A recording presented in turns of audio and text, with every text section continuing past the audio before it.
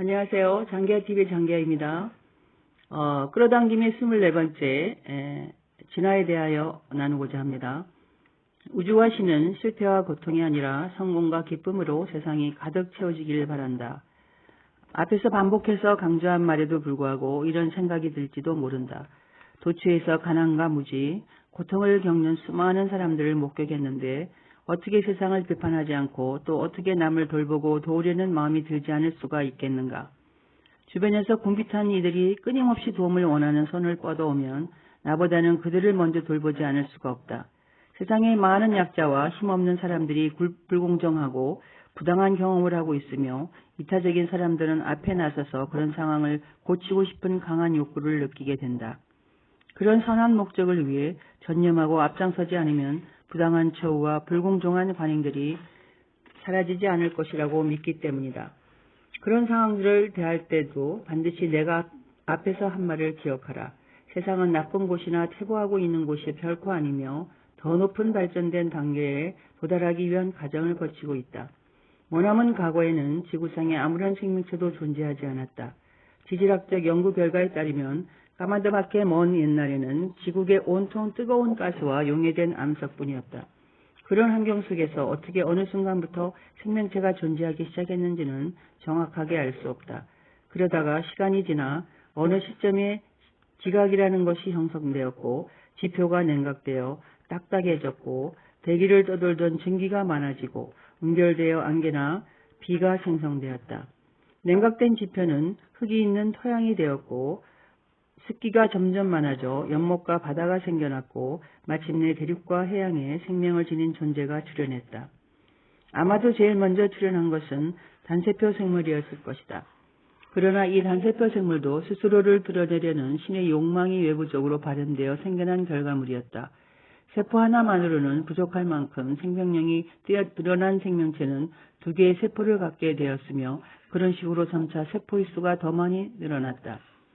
다세포 생명체는 나무를 비롯한 각종 식물, 포유동물, 그 밖에 다양한 생물체로 나뉘어 진화하기 시작했다.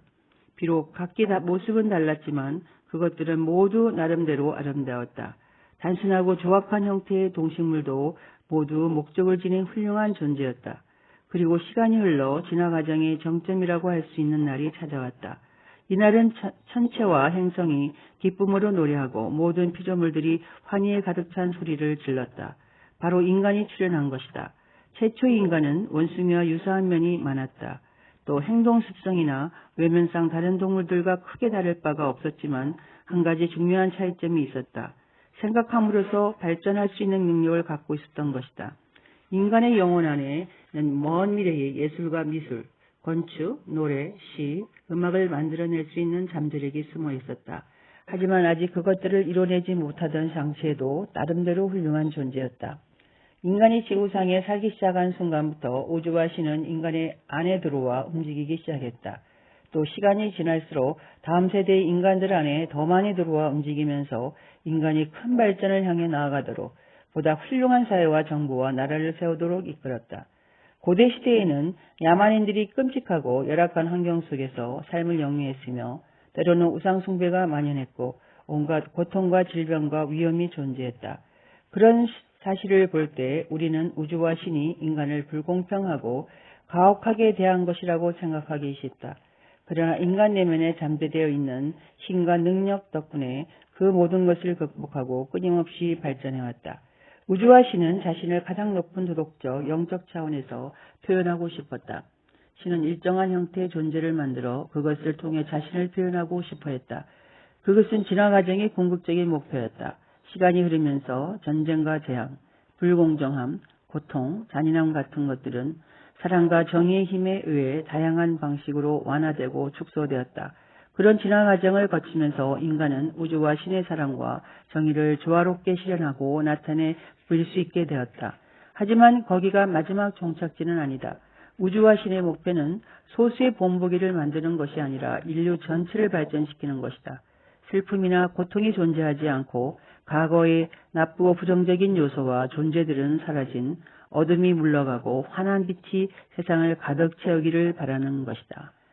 네, 이 24번째 진화에 대해서는 우리가 참 이 우주의 신비한 우주에 대해서 많이 저희 생각하고 있죠. 저희는 하나님을 믿는 사람으로 창조론을 믿고 있지만 또 다른 곳에서는 진화론을 믿고 있죠. 자, 그래서 그거는 서로의 생각의 차이가 많이 날 것이라고 생각하고요. 우리 현재 위치가 소중한 것이 아니라 우리가 가고자 하는 사실 방향이 소중한 것이다 라고 홈즈가 얘기했습니다. 물론 현재 위치도 중요하고 소중하지만 우리가 어디로 나가야 될 것인가 하는 방향도 소중하지요. 그래서 우주와 신은 실패와 고통이 아니라 성공과 기쁨으로 세상이 가득 차워지기를 바라는 마음으로 우리 인간이 탄생하면서 인간에 대해서 점점 더 안으로 들어와 움직이기 시작했고 또 세대를 거듭하여 더 많이 들어와 움직이면서 더 인간이 발전할 수 있도록 또 훌륭한 사회와 정부와 나라를 세우도록 이끌게 이렇게 신이 많이 타치를 하게 됐습니다. 그러나 지금 우리의 삶에 있어서 또 그런가라고 의문이 들지요. 그래서 우주와 신의 목표는 어떤 소수의 본보기를 만드는 것이 아니고 인류 전체를 발전시키고 또 더 나은 세상으로 가려고 하는 목표라고 합니다. 그래서 슬픔보다는 기쁨, 고통보다는 편안과 또 평화 이런 긍정적인 요소들로 해서 환한 빛이 세상에 가득 채우기를 바라는 마음에서 이 저자가 강조하고 있습니다.